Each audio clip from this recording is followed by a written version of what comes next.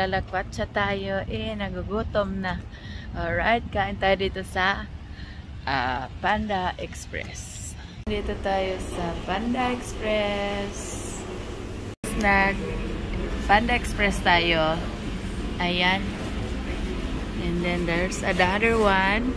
And we have to go. Okay? Enjoy eating!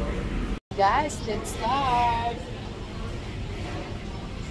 Alright. See you. Bye-bye. Guys, let's start. Gutom na guys. Laman naman. Nagwara-wara. Okay. Guys, ang dami.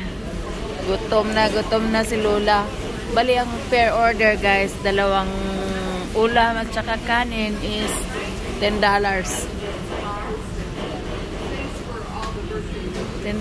ang bawat isang order. Okay. So guys, pauwi na tayo. Ito na kasi medyo hapon na. At saka balak namin magba-vaccine, COVID vaccine uli. Kasi hindi pa masyadong madilim. Kasi 5 o'clock madilim na eh. Mas madami-daming tao dito sa pinuntahan namin guys kaysa lugar namin. City din siya.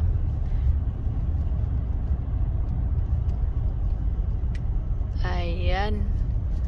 Mas kung sa amin 10 lang, dito 20. Didoblehin. Mas madami pa yata.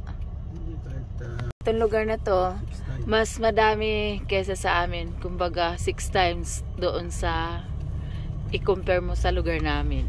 Kaya busy yung road natin dito. Traffic. Unlike sa lugar namin na tahimik. Ganda ng panahon. Walang snow at supposed to be guys ano na ngayon, madilim. Pero anong nangyari? Medyo may araw pa, may ano pa. Maliwanag pa sa maliwanag pa ang panahon. Nga, ganito na lang parati, hindi yung kasi supposed to be guys alas 5 o'clock. Na siya, madilim. Ngayon maliwanag pa.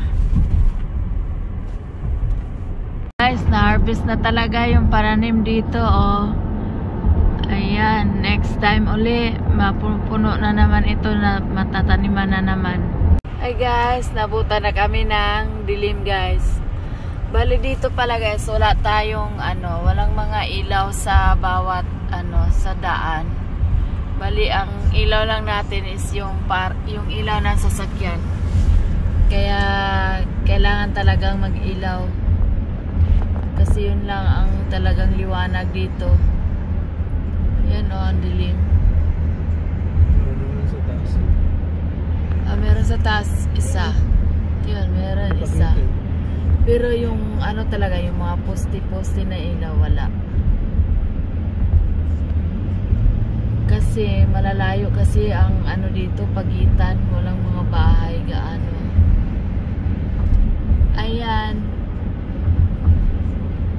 Guys, hindi ako nakapag end ang vlog ko kanina guys dahil nalubat ako.